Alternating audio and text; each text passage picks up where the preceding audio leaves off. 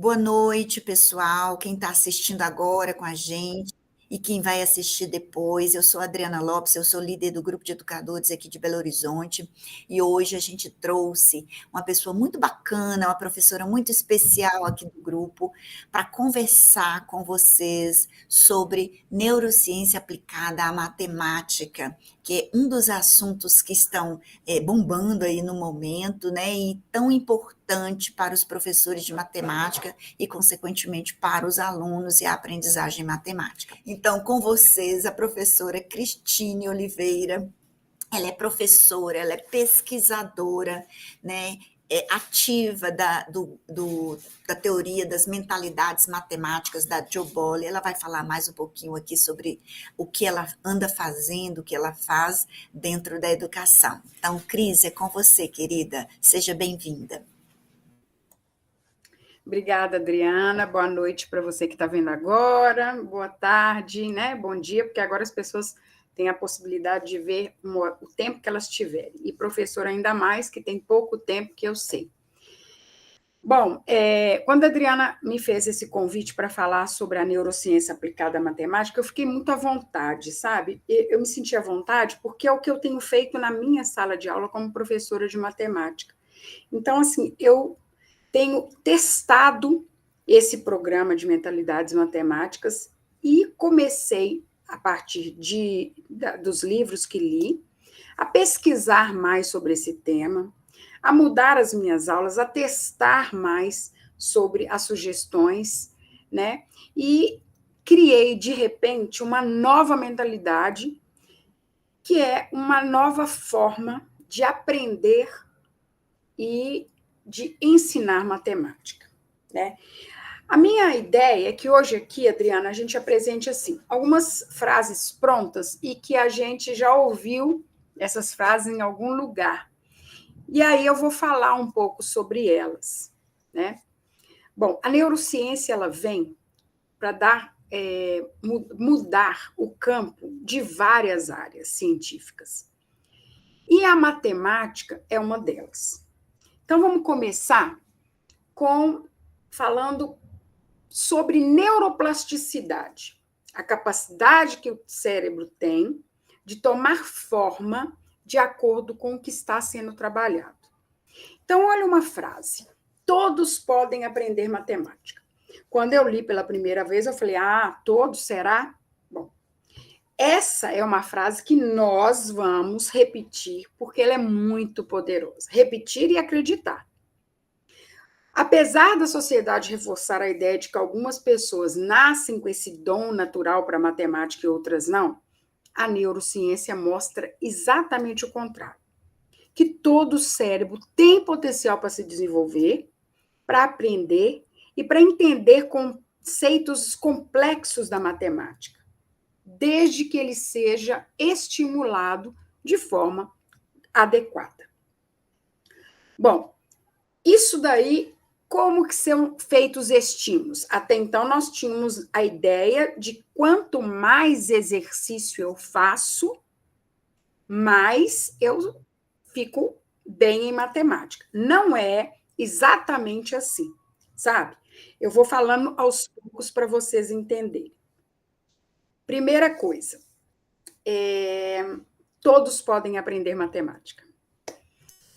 A matemática, ela é vista agora como um território de possibilidades, e ela não é um campo mais limitado à resposta exata. Olha que interessante isso. Então, eu como estudante, não como professora, né? Eu estou mudando a forma de enxergar o que eu fazia e que fiz há anos como professora de matemática. Então, ela não é valorizada só pela resposta. A matemática, você tem vários caminhos, por isso ela é tão bonita, porque você tem vários caminhos para chegar a uma resposta. A resposta é única, mas os caminhos para se chegar a ela são vários. E essa mudança de visão, sabe, gente, ela é urgente, porque não é mais, o ensino da matemática não é mais ensinar a encontrar um resultado. Mas o ensino da matemática agora, ele é aquele ensino de abrir espaço para que o nosso estudante consiga raciocinar, criar estratégias, criar algoritmos, criar com significado. Então, isso muda muito do ensino de matemática que vem sendo feito há várias décadas, onde o professor ensina, olha, vamos trabalhar com a multiplicação, é assim que se multiplica. Então, o estudante sai de lá com um jeito único de multiplicar, decora esse jeito e não entende o que é uma multiplicação. Então, ele entendeu como é um processo, mas ele não entendeu o que significa uma multiplicação. Então, por isso, essa mudança de visão da matemática, ela é tão urgente. Bom, aí entra a nossa relação com a neurociência. Olha que interessante.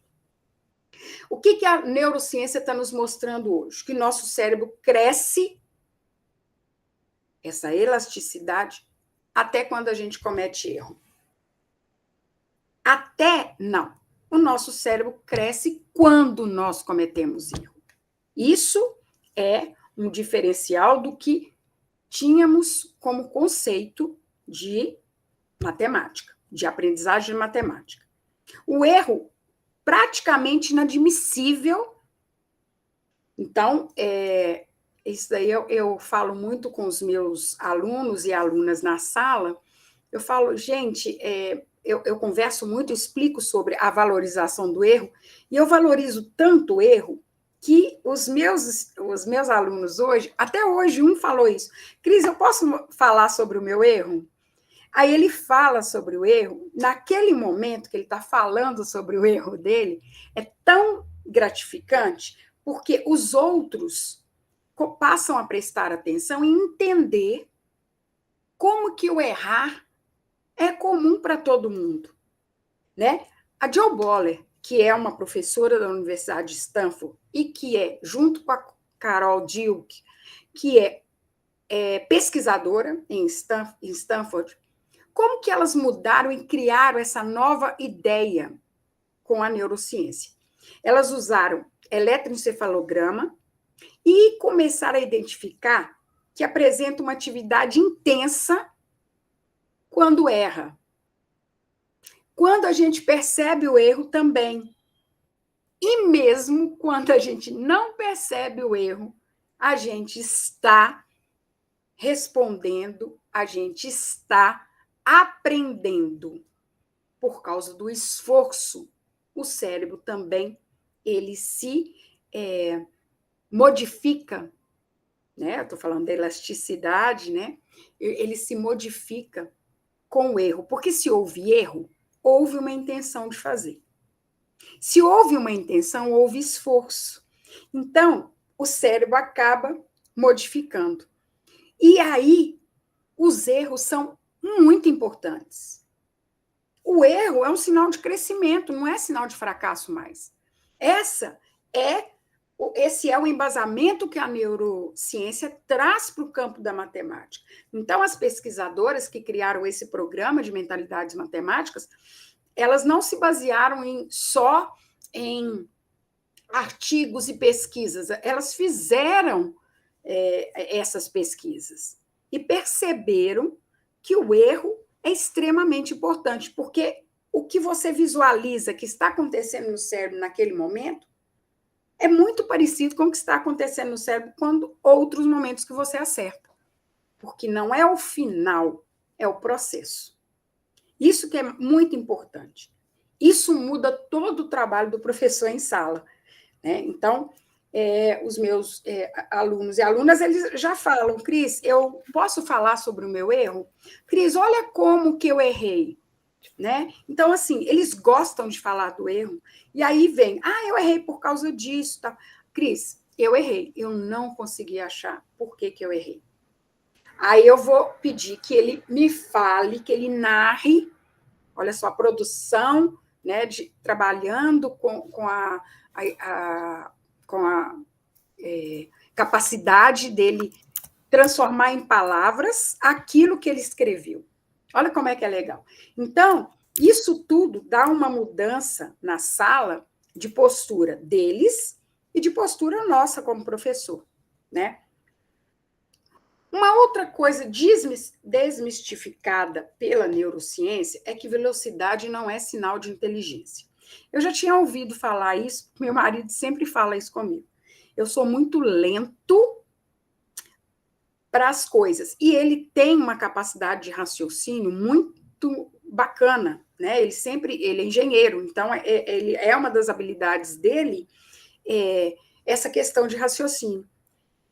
E aí ela fala exatamente isso. Aqueles estudantes que eram considerados bons porque respondem rápido, né? E que os alunos até comentavam, fulano vai responder primeiro. Isso não tem explicação científica de que esse aluno que falou primeiro é aquele que entendeu mais rápido ou que compreendeu completamente a questão. A neurociência fala que resolver lentamente e com profundidade vai ativar mais as conexões neurais do que resolver rápido e superficialmente. Então, é outra frase para repetir, para nós repetirmos para nós mesmos sempre. A matemática precisa ser compreendida sem pressa, devagar, com calma. Então, numa aula de 50 minutos, resolver 10 expressões numéricas é praticamente impossível, e ainda tem professores que penalizam por não terminar no prazo, né? Eu falo com eles, gente, eu vou passar a expressão para vocês e nós vamos deliciar essa expressão, nós vamos consumir essa expressão e vamos, assim, devagar, com calma, fazer. Então, eles acabam fazendo mais devagar. E vem até uma pergunta para mim, bom, Cris, mas e aí, no dia da prova? Claro que a prova tem que ser condizente com a aula. Então, na prova, eu não vou dar 22 exercícios para ele fazer em 50 minutos, né?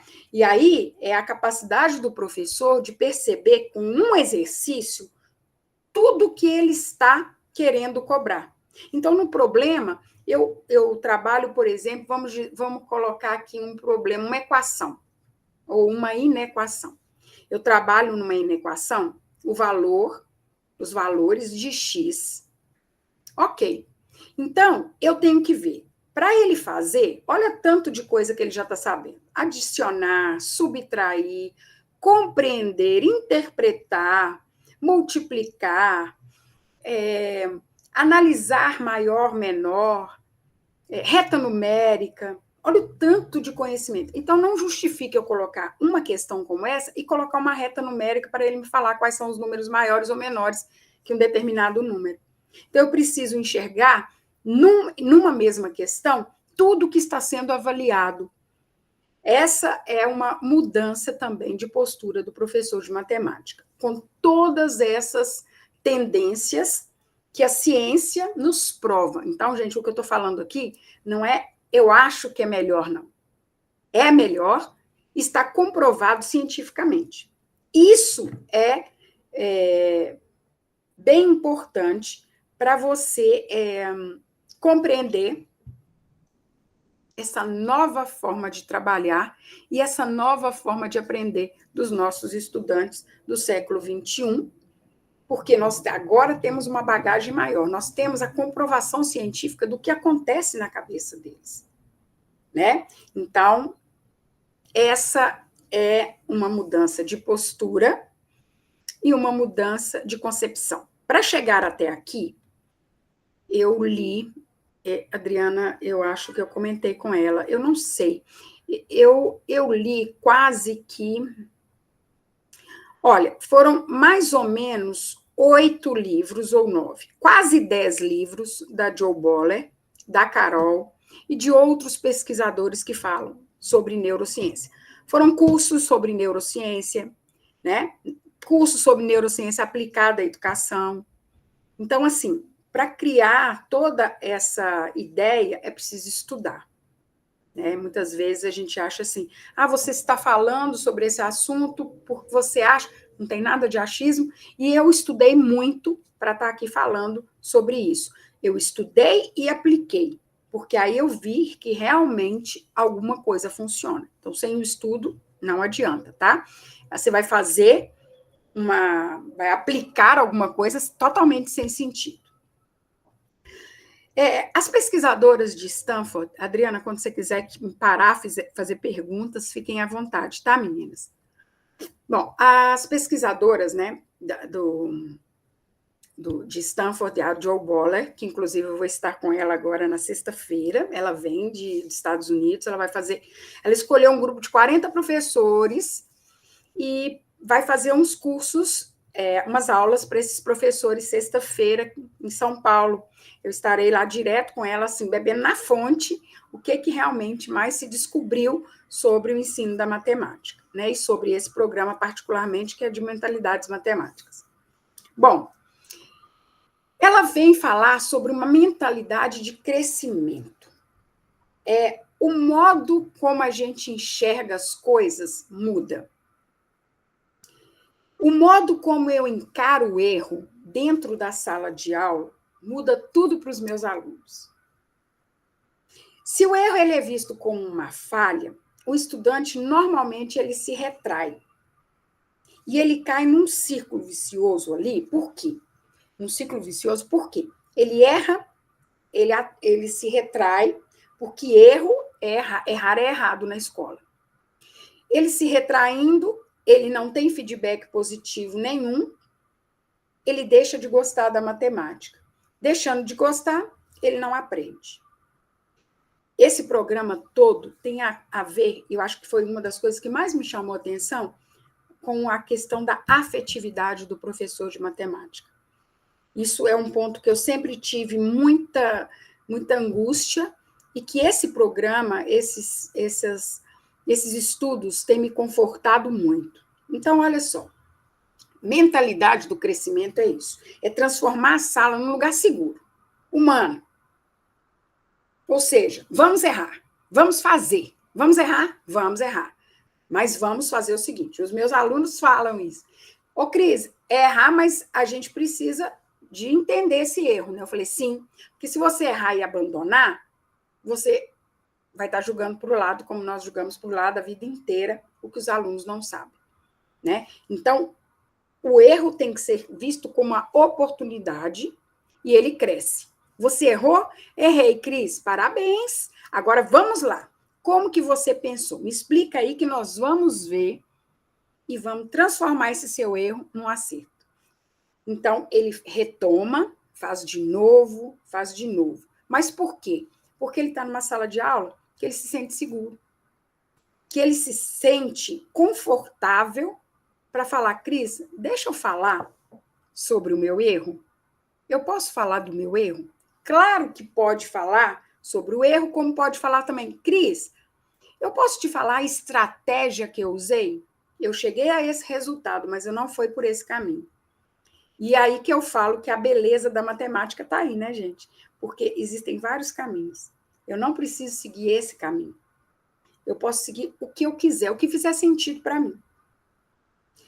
Então, esse ambiente seguro, essa empatia do professor, esse ambiente acolhedor faz toda a diferença no ensino da matemática. Comprovado cientificamente. E ao valorizar esse processo, a gente não avalia só o resultado, né? Nós damos para ele a chance de pensar. Teve um ano que eu fiz com a autorização da minha coordenadora de matemática, eu ousei. E eu e a equipe de matemática fizemos uma prova, os alunos fizeram. Aí a gente tinha que correr para corrigir essa prova, e aí 2 dias depois a gente entregava essa prova e falava com eles assim, olha, escolha uma das questões que você errou. Se você souber fazer de novo, você ganha um ponto na questão. E aí eles recebiam a prova corrigida e escolhiam normalmente a que vale mais, claro, né? Eles iam escolher para se salvar ali. Mas a gente fez e foi um resultado, assim, muito bacana, sabe? Foi um resultado muito legal. Só que tem um detalhe. Essas ideias, que agora são comprovadas cientificamente, elas não eram muito bem aceitas nas escolas, porque os professores acharam que isso é dar chance para o aluno. Né? Aí eu estou facilitando para o aluno, mas o meu papel é esse. Eu sou um facilitador de alunos. É isso que é o meu papel na escola. Eu não vou dificultar para ele. Dificultar, ele pode ficar em casa, acessar um vídeo, e às vezes o professor vai explicar muito, mas muito melhor do que eu. Né? Então, eu não acho que é facilitar. Eu acho que é mostrar para eles que eles têm valor, que eu estou preocupada com o que eles fazem e que eu tenho certeza que ele vai conseguir. A confiança é muito importante.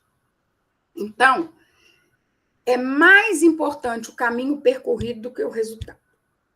E aí você pode explorar isso de várias formas, né? Comparar a forma de pensar. Como que você pensou para resolver? E você, como que você pensou? Ah, e você, seu erro? O seu erro foi o mesmo erro desse colega? Vamos pensar aqui. Ah, não, porque eu errei quando eu pensei que isso. E ele errou. Olha a grandeza disso, né, gente? Mas aí é aquilo que eu falo. Eu tenho que criar um ambiente, tenho que estudar para saber até o que falar na sala de aula, porque eu tenho que levar os alunos a criar essa confiança, né? Bom, e segundo esse programa de mentalidades matemáticas, como que o cérebro aprende matemática? Olha que interessante que elas descobriram. Que a matemática, ela não mora só numa área do cérebro. Não, o cérebro tem uma área designada para o cálculo. A matemática não está só ali.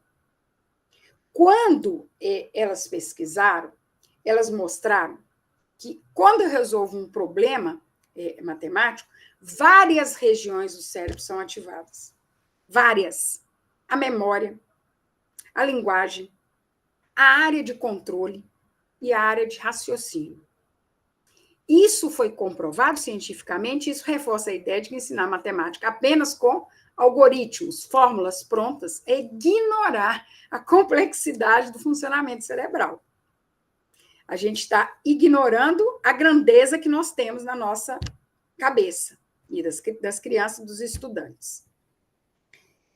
Quanto mais representações diferentes nós usamos, mais forte é a aprendizagem. O que a Jo Boller fala? Ela propõe que todo conceito seja apresentado de forma diversa. Então, eu apresento visual, eu apresento simbólico, verbal ou com movimento. Isso fortalece essas conexões neurais e facilita que o aluno compreenda. Eu uso muito com meus alunos a matemática visual.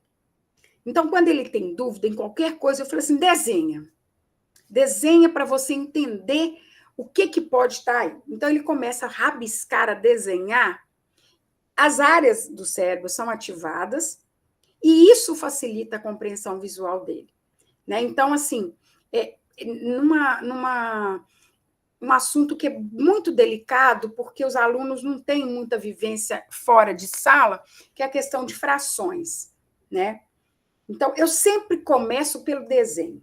Ah, e a gente já fez muito desenho lá atrás, a gente já está no 5º ano, no 6º ano, no 7º ano. Tá, mas a ideia de fração ainda não está construída. Então, vamos lá. Faz um desenho para mim. Me explica isso daí. Vocês podem até pensar assim, Cris, você tem poucos alunos, né? Você tem 20 alunos. Não, eu tenho 40. Eu tenho 39, 40 alunos na sala. E aí eu me preparo para essas aulas. Eu vou falar para vocês como que eu me preparo. Eu tenho em mãos sempre exercícios diferenciados para aqueles que acabam rápido e que eu sei que já estão entendendo o assunto. Então, eles ficam com... eu tenho lá no meu armário. Provas de Olimpíada OBMEP, provas do Canguru, provas da Olimpíada Internacional de Matemática em inglês, provas das Olimpíadas de Matemática de Singapura. Eu tenho esse material todo. Então, eu vou distribuindo ali, porque aí me sobra tempo para essas perguntas, para essas conversas com esses outros alunos. tá? Então, isso é muito importante. Bom, e é sobre essas práticas que a neurociência nos dá base para a gente entender o trabalho. Primeiro, esquece, os alunos não precisam ser rápidos, eles precisam ser pensantes. Eu vou confessar que, às vezes, na maioria das vezes, eu fico um pouco atrasada com o planejamento que é feito. Mas o planejamento é isso mesmo, né? A gente trabalha com um plano, mas nem sempre a gente anda. Eu não posso ficar adiantada demais nem atrasada demais, porque tem alguma coisa errada. Mas eu sempre estou um pouco atrás, porque esse tempo gasto para que os alunos se tornem ser pensantes, ele é maior, né? A Jo Boller fala que a gente tem que convidar os estudantes a trabalhar com problemas abertos, que tem mais de uma estratégia, problemas com mais de uma resposta. Isso é fantástico. Por exemplo, vou dar um exemplo. Eu quero representar a quantidade 20. Não tem só uma resposta, tem várias respostas. Aí eu vou ouvindo, aí eu falo assim, gente, hoje é 20, o número é 20. Aí um aluno fala, 4 vezes 5, boa. Outro aluno fala, 2 vezes a quantidade 10. Você está vendo que eu estou trabalhando uma coisa pequena, mas que eu estou mostrando para eles que, às vezes, os problemas têm várias respostas, que todas vão chegar ao mesmo resultado, que é o 20. Então, quando eu estou trabalhando problemas abertos, é isso, mostrando para eles as estratégias, os caminhos que eu tenho para chegar no resultado. Eu não preciso fazer só de um jeito. Na verdade, como eu trabalho com séries um pouco maiores, a minha dificuldade é desconstruir o algoritmo automatizado. Isso é o que me dá muito trabalho, porque aí eles já criaram neles um costume de não pensar. E aí dá muito mais trabalho entender. Aí eles falam assim, não olha, nunca tinha pensado, né? E aí você entende que ele começou a entender as coisas ali.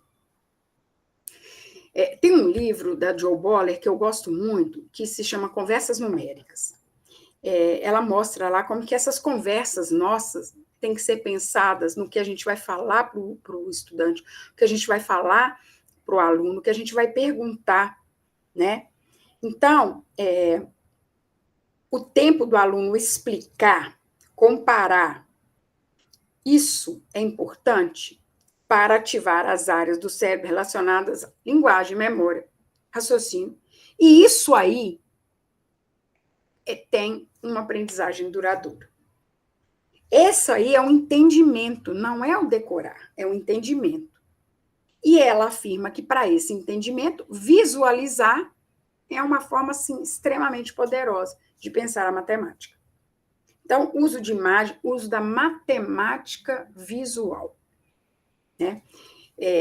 Há pouco tempo eu peguei um exercício que tinha um problema e que tinha lá assim, SM, sentença matemática, OP. Aí os meninos falaram assim, Cris, SM é a MV, porque a gente fala MV, né? É o MV? Eu falei, não é o MV, não. E o que é OP? Aí eu falei assim, resolve o problema, vamos tirar isso daí. Use a matemática visual se para você foi importante e esquece isso daqui por enquanto. Porque, olha só, é tão automatizado que o aluno tem que apresentar a sentença matemática e tem que fazer uma operação. E provavelmente a operação vai ser aquela operação que o professor está esperando receber. Olha que difícil para o aluno adivinhar isso. Qual que é a operação que esse professor quer receber? E tem professor que fala, se não fizer desse jeito, eu não aceito. Aí ele acaba de podar a criatividade daquele estudante.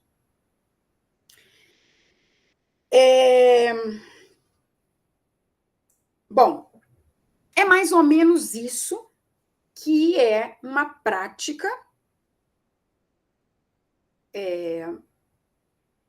que valorize o entendimento, que valorize a compreensão, para que a matemática faça sentido. né? Muita gente fala, nossa, eu costumo sair em algum lugar, alguém me pergunta, você é professora? Sou professora de quê? Eu dou aula de matemática. Nossa! Eu falo assim, nossa, é nossa, né? Porque as pessoas tinham, e tem ainda muita gente, pavor de matemática, né? E esse pavor, quem criou foram os professores de matemática, infelizmente, que a gente vê que não sei se vocês sabem desse detalhe, eu acho muito interessante contar isso, normalmente eu conto nos lugares que eu vou, sabe? Que, exatamente, Adriana, tem professor que se alimenta desse pavor. Aliás, é esse pavor que dá para ele o poder, né? O professor de matemática tem uma história com o poder muito complicada, porque ele já foi considerado o mais poderoso da escola. Eles já consideraram os professores de matemática tão poderosos que os professores de matemática, a eles era reservado na sala dos professores as mesas de cabeceira. Quem me contou isso foi uma professora de matemática que eu tive, a irmã auxiliadora, que uma vez comentou comigo, que na época dela, os professores ocupavam a mesa de cabeceira e eram considerados os mais inteligentes de toda a escola.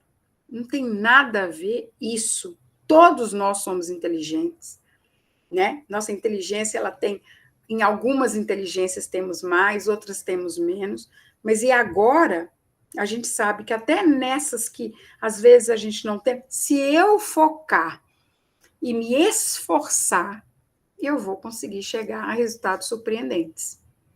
Nesse caso aqui, gente, eu estou falando da matemática, mas eu entendo que em outras áreas também existem, assim, várias pesquisas relacionadas à neurociência que vão fazer você entender melhor, cientificamente, o que falta para você trabalhar com seus alunos em sala de aula, né?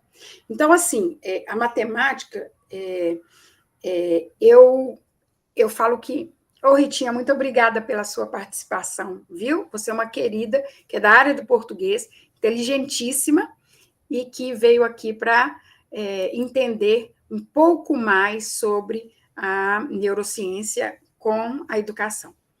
Então, gente, a linguagem da matemática é a linguagem do cérebro, mas ela precisa ser ensinada desse jeito, com tempo, praticando, dentro de um contexto e principalmente com afeto. O afeto move, né? O afeto move. Eu não perco a minha autoridade como professor por mostrar que eu estou interessada em quem está aprendendo. Então, isso tem que imediatamente ser entendido por todos os professores. Não só os professores de matemática, mas todos os professores têm que entender a importância da afetividade. Agora, a questão desse programa, a questão dessas constatações todas com a neurociência, é que se a escola inteira acredita que todos nós possamos aprender, o ensino vai mudar. Então, essa responsabilidade sobre o que eu estou falando aqui hoje, não é uma responsabilidade só de nós, professores de matemática. Dos coordenadores, dos gestores, professores de outras áreas também devem promover a ideia de que errar explora e constrói um conhecimento a partir do esforço para isso. Porque isso já está provado cientificamente, né? Formar professores que não têm medo de errar. É o primeiro passo para formar estudante confiante. Então, tem muito professor que fica receoso por errar. Eu acho fantástico quando eu erro, os meninos falam, Cris, você errou. Eu falei, gente, olha, isso mesmo, que bom que vocês estão atentos e tal. A gente erra, né? Eu não posso passar para eles uma ideia de que eu sei toda a matemática. Para descontrair um pouquinho, eu vou contar uma ideia de professor de matemática. Algumas pessoas falam comigo, você é professor de matemática? Então quanto é 5.968 vezes 2.397? Aí eu olho assim para a pessoa e falo, 12.429.742,5. Você sabe? Lógico que eu não sei, né? Isso não é matemática, né? Isso aí a calculadora faz para mim. Ser professor de matemática é outra coisa, não é saber o resultado de contas, né? E a gente está vendo que o estudo da neurociência está demonstrando mais uma vez isso. Então, eu preciso formar professores que não tenham medo de errar. Esse é o primeiro passo, a formação de professores. Esse é o lema. A cultura escolar, ela precisa acolher esse processo e não o desempenho final. Um dia de cada vez, mas se a gente fizer nossa parte, eu tenho certeza que muitos outros vão ser influenciados, né? Bom, e aí, para finalizar, antes de vocês perguntarem ou de abrirem, né, a questão sobre dúvidas do que eu falei, eu quero deixar para vocês algumas frases assim, que a matemática não é decorar. Professor de matemática, por favor, matemática é sobre pensar, é sobre conectar, tá? Quando a gente ensina com base em ciência, precisamente em neurociência, nós estamos respeitando o funcionamento do cérebro, o tempo que um estudante gasta e o direito dele de aprender com sentido. Porque aprender só decorando, fazendo alguma coisa, não faz sentido, né? E por último, e acho que muito importante, não o mais, mas muito importante, que ensinar matemática tem que ser com empatia, com criatividade. Esse que é o caminho. E ele é possível. E esse caminho que eu estou percorrendo dia após dia. Cheguei no máximo, no ponto? Não. Eu não acabo de aprender, eu não consigo parar de aprender, porque o mundo está mudando, a ciência nos dá novas informações e o tempo todo a gente está constantemente mudando a forma de pensar a matemática. Então, é isso que eu tinha para falar. As tecnologias estão ajudando muito, né? Um outro momento é talvez para a gente fazer uma reflexão sobre a inteligência artificial na educação, que é uma reflexão que vale a pena também, como que ela tem sido minha aliada. Ela não faz para mim, mas ela me ajuda muito a pensar. Ela me diminui o tempo de trabalho, mas eu não deixo na mão dela a capacidade que eu tenho de pensar com sentimento, porque quem está ali não é outra máquina, são meus alunos e minhas alunas. Então, isso é muito importante. E é isso, e agradecer a Adriana, o GEGBH, né, por essa oportunidade, e as pessoas que vieram aqui também para aprender um pouquinho. Sexta-feira eu estou com a Jo Boller, vou trazer outras informações, quem sabe no futuro a gente marca mais um encontro para a gente falar dessas últimas pesquisas que ela trouxe para nós aqui no Brasil. É isso aí, Adriana, agora é com você. Cris, obrigada, viu, pela sua palestra, né? Foi uma palestra, né, Dalva? Né? Foi maravilhosa. E a gente agradece se trazendo essas reflexões, a gente poderia acrescentar, né, inúmeras questões, a questão que você falou, né, reforçar aí a neuroplastia do cérebro, a importância do aluno errar, porque cria novas conexões, e na hora que ele precisar, né, resolver de novo o problema, ou um problema parecido, ele já tem essas sinapses, né, já construídas, né, a questão da questão do cérebro, a neurociência, ela traz, né, você falou muito bem aí, mas ela traz a aprendizagem em 3 níveis, ela fala que a pessoa só consegue aprender se a informação passar por 3 níveis, e você falou muito bem isso, o sensorial, né, onde os sentidos captam, ouvir, ver, tocar, por isso a importância da matemática ser visual, né, não só matemática, outros conteúdos também. O segundo campo, que é a compreensão, onde o cérebro interpreta o que foi percebido, por isso que você falou muito bem que tem que dar um tempo, não é velocidade, né, é profundidade, dá um tempo para que esse conhecimento seja digerido pelo aluno, que seja associado, e também a terceira etapa, que é a conexão superior, ou seja, onde o aluno resolve, analisa, cria e constrói saberes. Então, na maioria das vezes, quando você fala que o aluno, né, está muito acostumado a trabalhar com algoritmos, com fórmulas prontas, ele não atinge os 3 níveis de aprendizagem que a neurociência explica, né? Às vezes ele só pega no ver e ouvir, na primeira etapa, às vezes ele só chega a interpretar alguma coisa do que foi percebido, mas não teve aquele momento que você criou com seus alunos, que é de questionar, de mexer, de manipular um objeto, de fazer um desenho, né, para que ele realmente tenha aquela consciência crítica, aquela experimentação, né, do que ele realmente aprendeu. E aí a gente traz também aquela teoria da aprendizagem significativa, né, porque tem que fazer sentido, né? O Vygotsky já falava o seguinte, que palavras sem sentido não são só palavras, né? Se não fizer sentido para o aluno, ele não aprende. Assim é com a gente também, né? Então, muito obrigada por trazer todo esse conhecimento aí. Eu ia até acrescentar aqui, mas eu acho que nem cabe. Eu ia trazer que a gente combinou de fazer essa pesquisa da crise, esses conteúdos, levar tudo para um notebook LM. Eu vou até mostrar aqui, porque quando ela mostra, né, que essa profundidade de raciocínio, de entendimento do que é educação, eu acho que a gente nem traz, nem faz sentido trazer tecnologia, mas se a gente usar a tecnologia com intencionalidade, né, eu acho que faz sentido, né, Cris? Porque naquele momento que você precisa da atenção do aluno, né, às vezes ele está desanimado, né, você quer fazer introduzir um assunto, mas se você usa a tecnologia com essa intenção, ou fazer uma revisão, eu acho que faz muito sentido.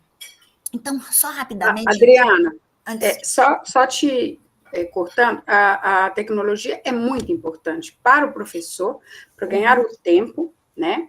Essa ferramenta, inclusive, ela nos dá uma possibilidade de pesquisa maravilhosa.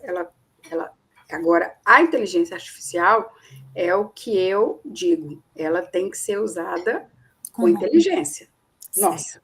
Certo. Né? Com moderação, né, Cris?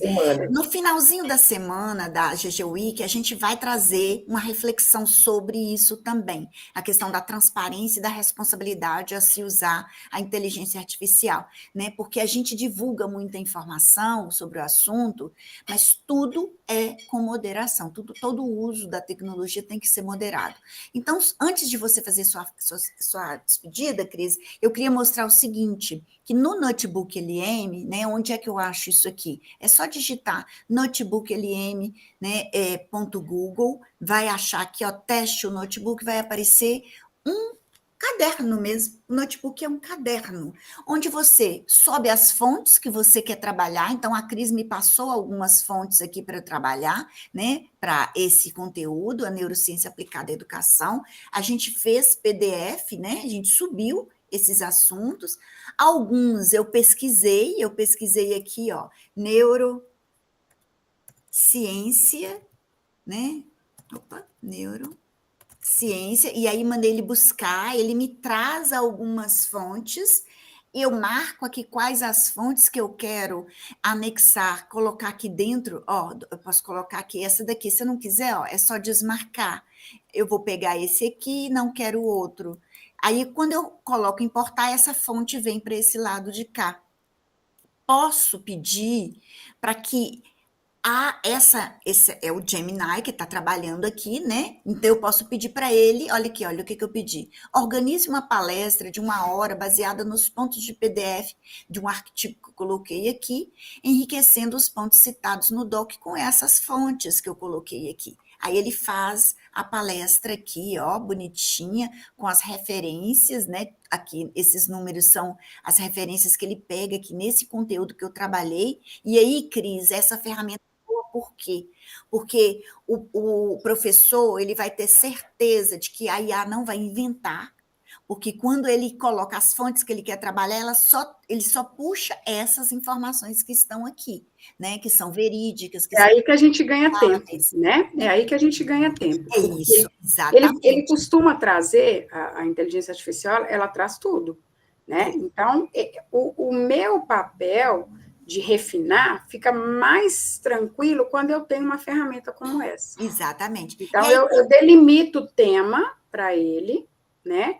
Porque é igual o curso que a gente faz, né? Eu fiz um curso de neurociência aplicada à educação, então, assim, tinha estudos do cérebro com coisas assim que não tinha nada a ver com o que eu queria, nem preciso saber detalhes que um neurocirurgião sabe, que um neurocientista sabe, eu não preciso saber esses detalhes, preciso saber a parte que me interessa nesse mundo que ele sabe, né? Exatamente. Então, isso aí adianta muito. E aí ele filtra, né? Exatamente, ele filtra exatamente o que eu quero, porque eu dei para ele aqui nesse PDF aqui, ó, que foi a sua palestra, eu dei para ele os pontos que você queria que trabalhasse.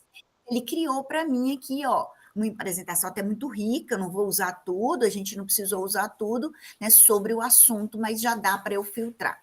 Outra coisa legal dessa ferramenta, né, é que eu posso posso continuar perguntando, ó, o que a IA abrange, o que são gráficos aleatórios, quem é Joe Boller, porque nós falamos de Joe Boller aqui, né? Ele vai trazer a biografia dela. E aí, eu posso pedir para esse notebook, ele resumir em áudio essa palestra da Cris. Então, imagine um aluno que precisa trabalhar um conteúdo, que ele tem alguma necessidade especial, né? Para enxergar, por exemplo, eu posso indicar o áudio dessa matéria que foi trabalhada. Eu posso pedir aqui é novidade, para que o LM resuma isso aqui em vídeo. Aqui só está em inglês por enquanto, mas eu posso pedir que ele faça esse resumo em vídeo. E aí ele traz, inclusive, os slides prontos, com o áudio, né, bem legal. Posso pedir que ele faça um mapa mental, e ele vai salvando aqui embaixo, ó, nesse campo, um mapa mental sobre esse assunto que a gente acabou de trabalhar, né, sobre essas fontes. E ainda outros tipos de resumo, né? Documento de resumo, guia de estudo, perguntas frequentes, linha do tempo, se eu tiver muitas informações que têm datas, ele também trabalha para mim a linha do tempo. Então, isso agiliza muito o trabalho do professor. E se eu quiser pegar esse notebook LM e compartilhar com a Cris, com a Dalva, com outra pessoa que assistiu a nossa live, a nossa palestra, é só compartilhar, pegar o link aqui e compartilhar com a pessoa. Essas informações aqui, nós vamos deixar, e a informação também sobre a live da Cris e o link para quem não conseguiu assistir, nós vamos deixar, tá? No blog do GGBH, que a gente está criando, exatamente. Adriana, só um minutinho, pessoas... que parece que tem alguém entrando aí no final também. Tá bom, vou permitir aqui. E vou descompartilhar. E vou encerrar a gravação aqui, tá bom, Cris? Para a gente justificar aí para a Lisiane. Terminamos, né? Mas com um monte de ideias, com um monte de vontade e principalmente, desejo muito que as pessoas leiam sobre esse programa, que estudem mais, para que a matemática faça sentido para os alunos, né? Então, para que não tenham que passar, como eu, em várias situações. Muitos anos, um professor falou assim, eu vou ter que pedir para assistirem sua aula de matemática, uma professora antiga aqui no colégio, porque os alunos gostam de aula de matemática, né? Então, é a questão da empatia, de fazer um ambiente seguro, disso tudo que agora eu encontrei a base da ciência para tudo que há muito tempo eu acredito. Então, isso me deixa muito feliz. Então, eu convido os professores a lerem os livros, acessarem os sites das mentalidades matemáticas, lerem sobre o assunto, né?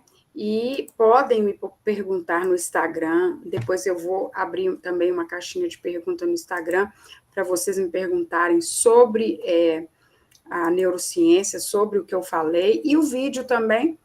Você vai deixar ele onde, Adriana? Gravado?